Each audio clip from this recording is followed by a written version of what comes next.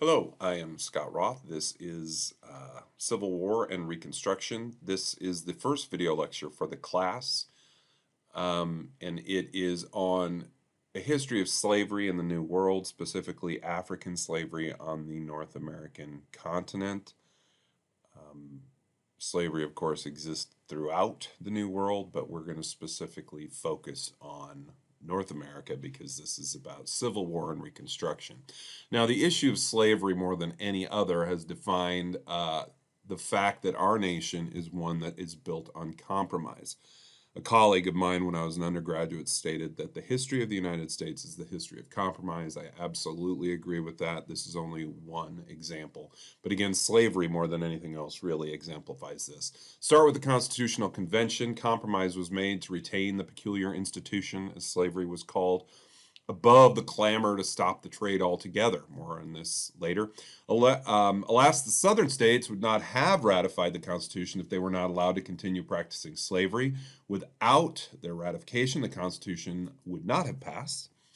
How might the nation look if the Articles of Confederation were kept, those only more specifically focused on states' rights and the power of each individual state?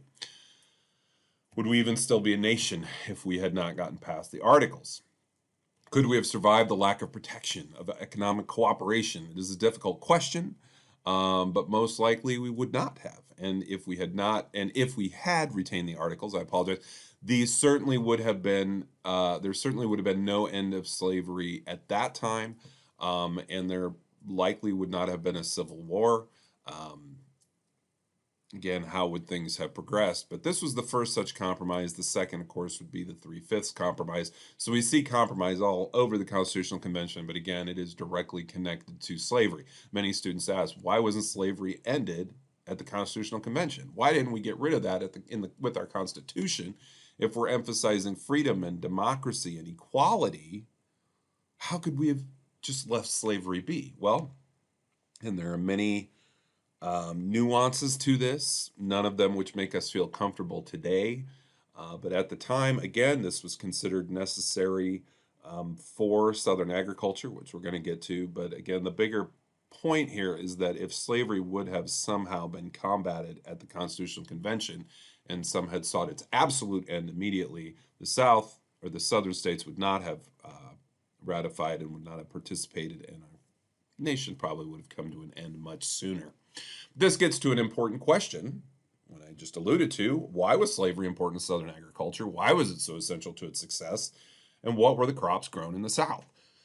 Tobacco, sugar, cotton, rice, each of these was labor intensive. The labor required was not skilled, but a lot of it was necessary to work these crops to this extent, to truly procure the profits that they claimed they needed. Native Americans were used early on, but disease ravaged their numbers. Not enough were available, and oftentimes the work was not amenable to them. White indentured servants did quite a bit of work early on as well, but these numbers were not great either. Eventually, this labor pool also dried up. Many folks decided to stay in their home country as conditions began to improve there, economic conditions in particular, which was a major motivation for those who migrated to the United States, or well, to the colonies early on. Those who did come to the New World often preferred the middle colonies, where economic opportunity was greater, where they could avoid such manual labor, and again, hopefully procure some land, some property, some rights, and more wealth. Now, some Africans had been brought to Virginia by 1619, but these numbers did not become significant until later in the 17th century. Now, where do we see slavery prior to this? I've had to clarify this with some students in the past. There's a long history of slavery throughout world history. North America was not the first to practice slavery, to be sure. We cannot get into the many examples of slavery in world history in this lecture here, or even really in the entire term. I mean, there are entire classes that are focused on the history of slavery. But suffice to say, this institution had existed throughout recorded history, and don't fool yourself into thinking it doesn't exist today. Much of slavery today revolves around the sex slave industry, but it does exist in many forms, even in 2020. For our time frame, let's look at the Caribbean. Slavery had been well established in the New World prior to its incorporation in the colonies. In the Caribbean, for example, in Barbados, it had been established as both a legal and an economic system. Slavery in the Caribbean was also substantially harsher than it was in the colonies. These practices would be emulated beginning in the 1660s when laws began to codify this separate status. For example, black servants were held for life terms, and a law which declared, quote, all children born in this country shall be held bond or free according to the condition of the mother. So if the mother is a slave, you are a slave. And there is no opportunity to get out of that social structure. Now, many subscribed to the concept of paternalism. For those people who practiced slavery, who had any kind of moral conscience at all, they needed some kind of justification. Paternalism provided this. John Calhoun, a leading Southern politician, one of the three greats, if you will, from this time period, he subscribed to paternalism. And this is a theory that was written most notably about by historian Eugene Genovese, Genovese. In many ways, it makes sense from the white point of view as far as rationalizing and justifying their actions. Of course, today it seems to us preposterous, but for them, again, it's justification, and many sincerely believed it. Now, slave society was a hierarchy with white men on top, black female slaves on the bottom. Paternalism justified enslavement because for many owners, this was their way of helping African Americans, of taking care of them. Paternalism presented slavery as a family-like institution, with the white master as the father figure and the dependents below him. The father figure cared, protected, and supported his dependents, expected obedience and deference. This rationalized their actions because it allowed them to think of themselves as the custodians of a childlike independent race instead of as oppressors and deniers of independence and equality. Of course, we look in hindsight and we recognize this. That's what they did. They oppressed, they denied freedom, they denied equality. But again, for their side, this is how they viewed it, that they were helping people who needed their help. Now, paternalism also represented a personal attachment to the slave. Again, almost as a parent to a child, the master fed, clothed, sheltered, and provided medical care for the slave in exchange for loyalty and labor. This was further reinforced by a belief that these were mutual obligations. Much like a family works and cares for each other, the master and his slaves did the same. This could also lead to punishment, sometimes quite harsh, if there were any problems, just like one might see in families. According to the theory, paternalist slaveholders believed they were saving African Americans from extermination by providing for them, and this gave them, again, a theoretical sense of sympathy as they needed to preserve these folks and the relationships they had with them. Now, this also worked to the benefit of Southern plantation mistresses, who could now dedicate themselves solely to the duties as housewife or mother, further underscoring the ideal of domesticity, as they could do their duties without worry about having to perform manual labor on the plantation. Instead, they could again direct all their time to leisure with husband and children. Women's roles were key to this social status. Slavery provided a sense of conspicuous consumption to these women. And reflected to the rest of society that they held a high status. For example, the more slaves one had, the higher that individual's socioeconomic status. While this may have been true for some, at least in their own minds, it contradicted many of the actions taken. Obviously, the violence taken to subdue any recalcitrant slaves very much goes against what you would think in a paternalist nature. Of course, there is more sense of, well, punishment to children back then was, of course, much more harsh than it is today, but one would have never treated their slave the way they treated, one would have never treated their child the way they treated their slave. And of course, the largest example of the hypocrisy, or of kind of the sense that this theory was ridiculous, is the sexual interactions between master and slave, or rape that occurred between master and female slave, which was quite common. Again, you're not caring for somebody if you are raping them. So, and just some things to consider. And I do want to go back to one thing I mentioned, the master fed, clothed, sheltered, etc. Some people look at slavery as free labor. It was not free labor at all. It did cost significant amount of money, whether you're purchasing the slave, taking care of the slave, etc.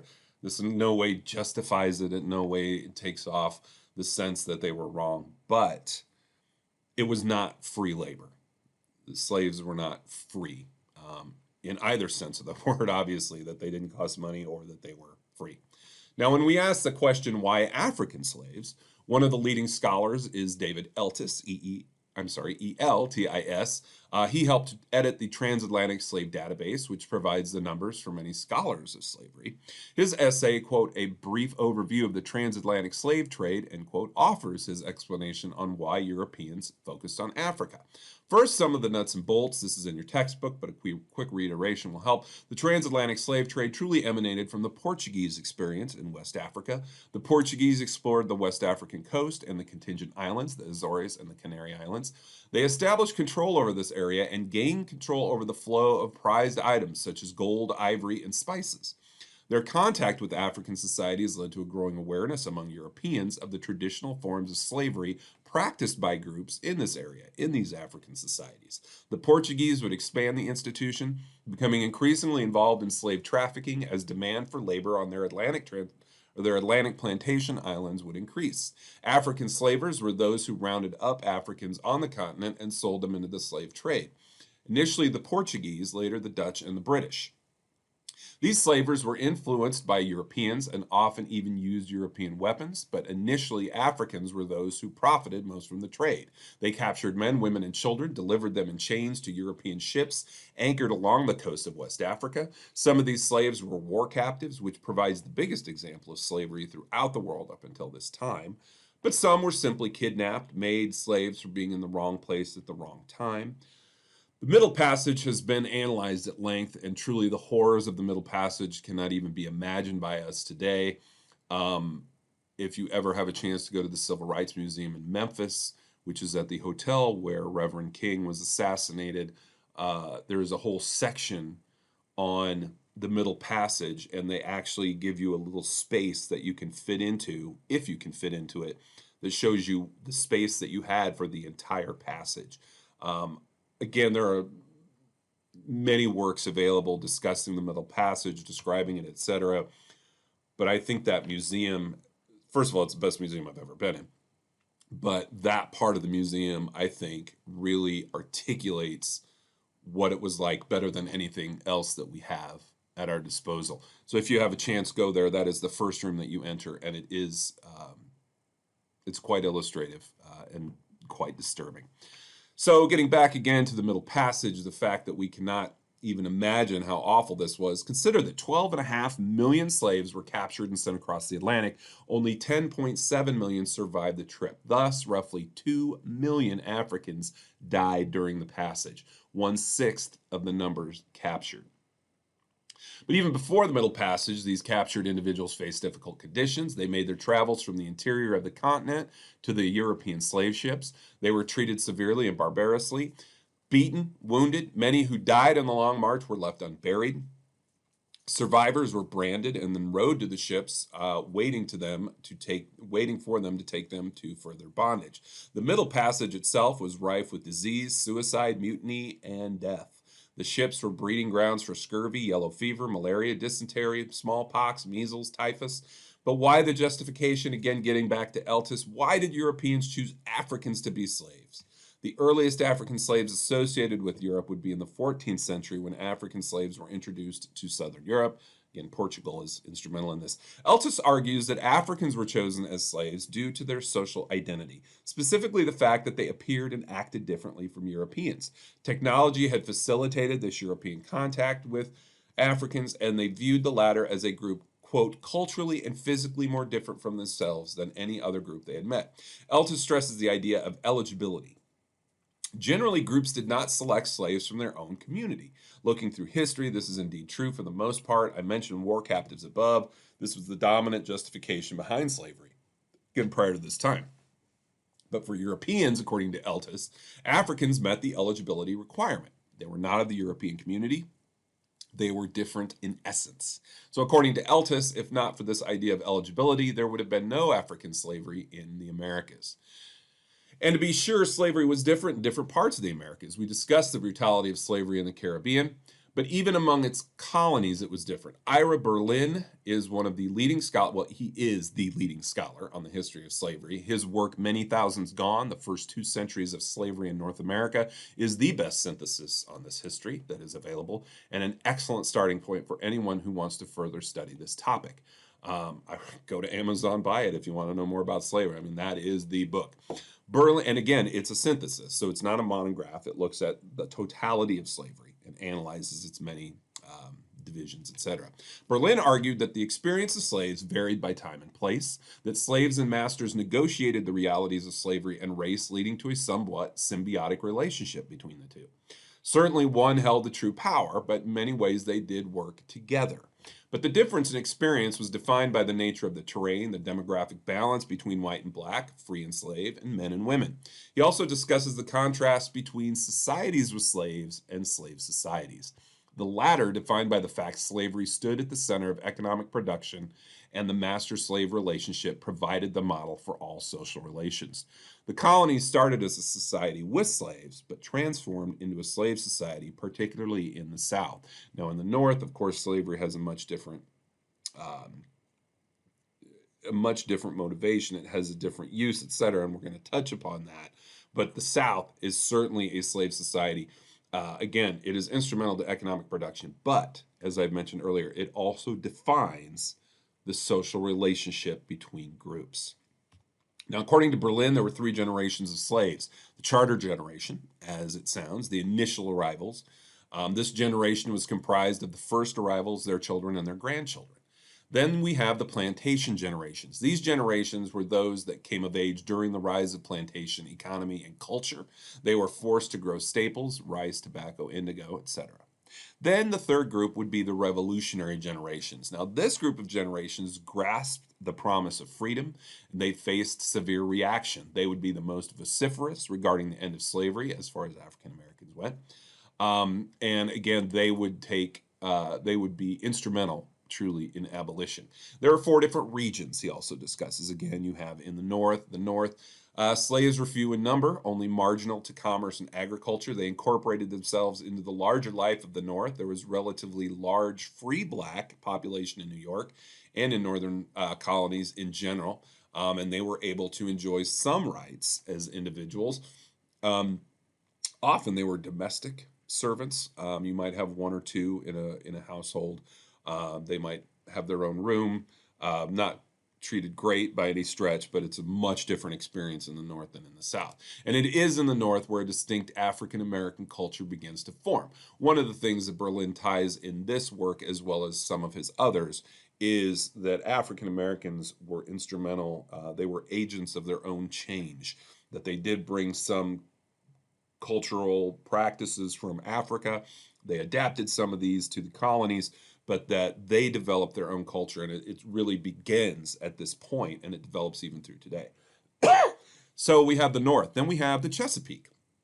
Now, the Chesapeake offered a more brutal experience than what we see in the North. Still, there is some autonomy for the slaves. They do practice somewhat independent labor for subsistence, not for market. Black slave and white servant labor developed in tandem within an economy organized around the production of tobacco specifically.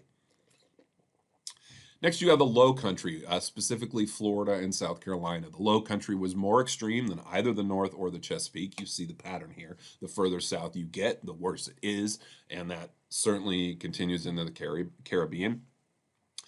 Some independent culture begins to develop, but this was short because of export staples, for example, rice, which fostered the plantation culture. Child slavery had little competition as the main source of labor on rice and indigo plantations.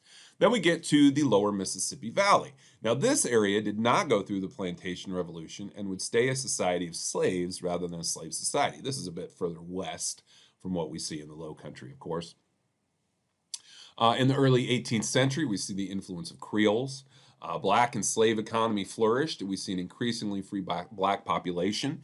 I had mentioned that there was some growth for subsistence in the Chesapeake, but in the lower Mississippi Valley, they actually would take their goods to market as well. So again, a much different reality of slavery in this area than in the Low Country.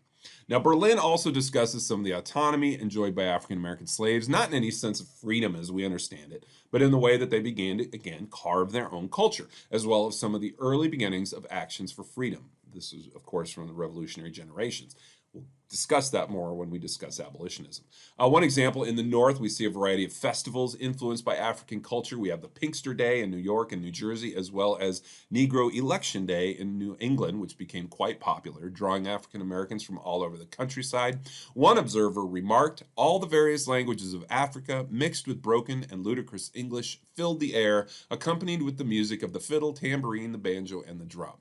Now, from their own resources as well as those of their owners, black men and women dressed in all manner of finery, paraded in horse and carriage, marched in formation, danced and sang. The culmination of the festivals came with the election and inauguration of black kings, governors, and judges, accompanied by great ceremony. The new governor rode through town on one of his master's horses, usually, sometimes escorted by black militiamen. The ceremony was followed by athletic contests, cockfights, games of chants, music, and dancing. Elected kings and governors enjoyed symbolic power, but did hold court and adjudicate minor disputes. This did not alter their roles on plantations or back in their masters' homes, but it did provide an opportunity for African Americans to recognize and honor their own culture, their own notables, as those elected were generally men of the moment or the power in their communities. They were considered men of wisdom, respectability, or physical prowess. So the reason I bring this up again is because Berlin, much of his work focuses on the agency of African Americans, of slaves, in developing their own ways of life, etc. Even though they're under the control of white slave owners, there is still this sense of agency, this sense of autonomy, if you will, even very limited. But if you want to know more about stuff like this, again, Ira Berlin is a great place to start. I can provide other ideas. But there is quite a bit of historical scholarship focusing on how slaves overcame much of that. So, again, if you're curious, I'm more than happy to provide some other ideas on reading. So let's get this. I want to kind of finish up here. One last bit. Again, this is just kind of a general sketch of slavery. This is not intended as a thorough or exhausted view of the institution in North America, but it does give you some general parameters. Now, there are some ironies when we look at South versus North in this war, particularly with regard to slavery. Now, once you get to the war, you have Confederacy versus Union, but the regions are generally connected to each of those. Now, to be sure, the staple crop of cotton led to Southern prosperity. But could it have existed without the North? Again, this gets to some of the ironies of what we see here. We often look, oh, the North was against slavery, the South was for slavery. Not particularly, not necessarily. Who was transforming all of this Southern cotton into textiles? Northern industries. Manufacturers in Lowell, Massachusetts, for example, consumed over 12 million pounds of cotton in 1835 for their mills. They manufactured cotton gins as well. Massachusetts alone created and sold over 44,000 cotton gins in 1845. Northern investors from New York, Boston, Philadelphia, even London financed the Mississippi boom of the 1830s, which again was quite dependent on slavery. Indeed, the American system of manufacturing that was proposed by John Calhoun was working. Regions were interdependent, prosperity was growing. Even as some found slavery morally repugnant, this did not stop them from supporting slavery, even if in an indirect way, as long as it filled their coffers. Money talks, right? I point this out because, again, too often there's a narrative that the North was anti-slavery, the South was pro-slavery. There were voices from both sides in both regions, and the North was hardly innocent in its dealings. The old saying is that those in the North, somebody in Boston may be against slavery, but they sure as heck didn't want an ex-slave living next door to them.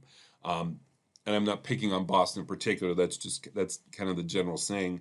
And you see that with the North. Not everybody is supportive. And the further we get along in the war, the more we detail how different sections of the country reacted, especially like to the Emancipation Proclamation or the draft riots.